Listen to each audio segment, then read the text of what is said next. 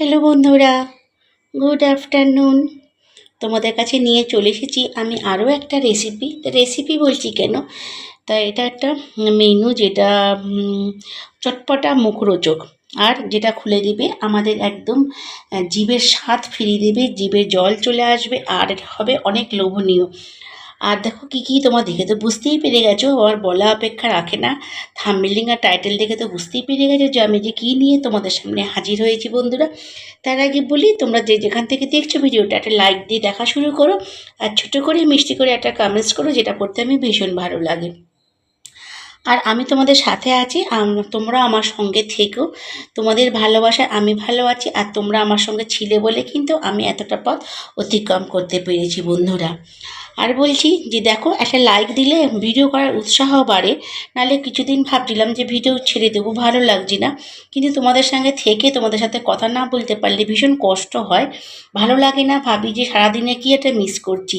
হ্যাঁ, তোমাদেরই মিস করি। তোমাদের সঙ্গে একটু না কথা বললে একদম বন্ধুরা ভালো লাগে না, জানো তো। তোমাদের কাছে বারবারই বলা যে একটা লাইক দিও, একটা লাইক দিলে কিন্তু পয়সা খরচ হয় না, সেখানে একটা মানুষের উৎসাহ বাড়ে। তো চলো, আমি তোমাদেরকে সাসপেন্স থেকে বলেই ফেলি যে আজকে আমি কী নিয়ে চলে এসেছি। আমি আজকে বানাবো চটপটা মুখরোচক আলু কাবলি।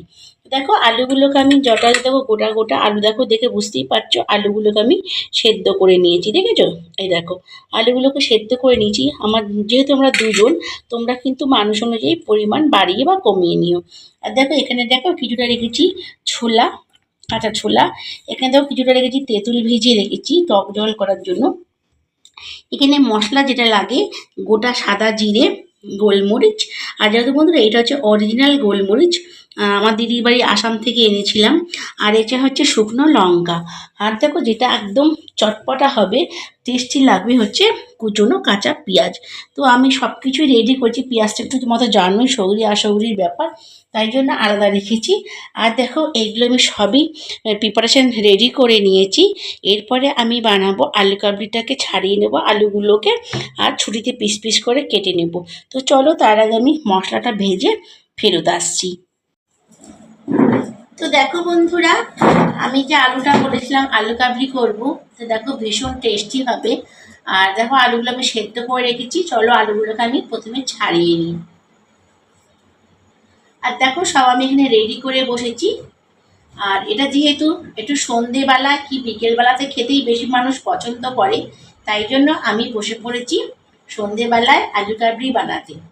তা বন্ধু, তোমরা কারা কারা আলু কাবলি খেতে ভালোবাসো, অবশ্যই কিন্তু আমাকে একটা কমেন্টস করে জানিও যে তোমরা আলু কাবলি খেতে ভালোবাসো। আর দেখো, সব আমি গুছিয়ে নিয়েছি, ভাজা মশলাও রেডি করে নিয়েছি। তোমাদের যেটা দেখিয়েছিলাম, গোটা সাদা জিরে, শুকনো লঙ্কা, আর হচ্ছে তোমার গোলমরিচ, গোটা গোলমরিচ।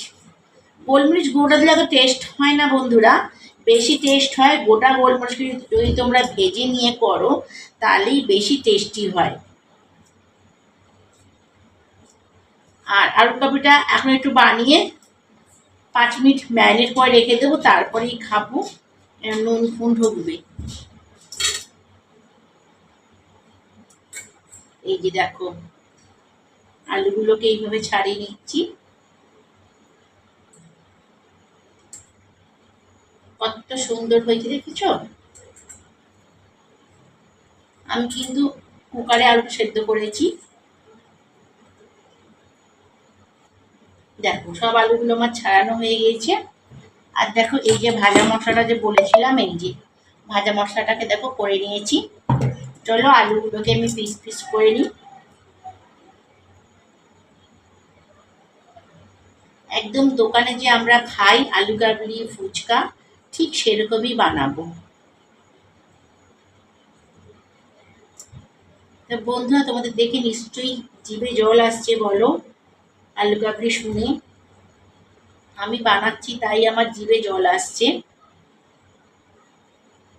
এটা একটা লোভনীয় জিনিস, সবারই জিভে জল আসারই কথা।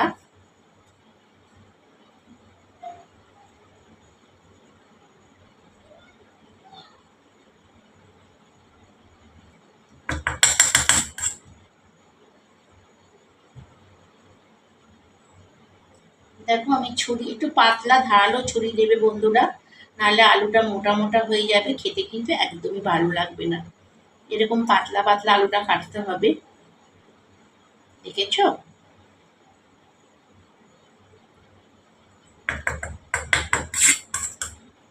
তো আমরা যেহেতু দুজন, আমি সেই পরিমাণ মতন 4টে আলু সেদ্ধ করেছি।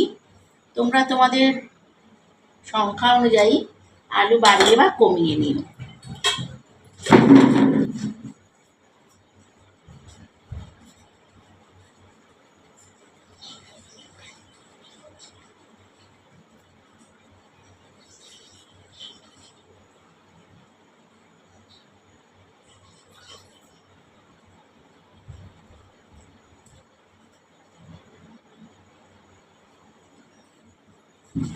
দেখো বন্ধুরা, আমি ছোলাটা দিয়ে দিচ্ছি কাঁচাই, আমার সব কিছু রেডি ছিল। দিয়ে দিচ্ছি বিট লবণ, স্বাদ অনুযায়ী দেবে।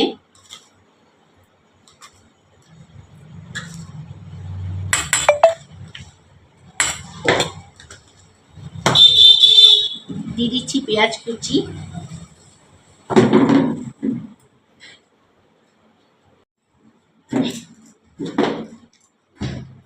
দেখো দিয়ে দিচ্ছি ভাজা মশলাগুলো, এরপর ছড়িয়ে দেবো তেঁতুল জল।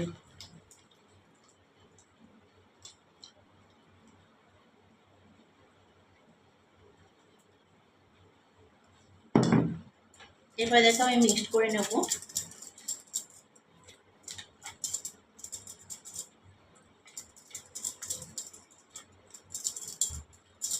দেখো মিক্সড হয়ে গেল, এই যে সব কিছু মিক্সি করে। তো দেখো বন্ধুরা, হয়ে গেল আমার আলু কাবলি তৈরি। তো কেমন হয়েছে অবশ্যই তোমরা কিন্তু বলো।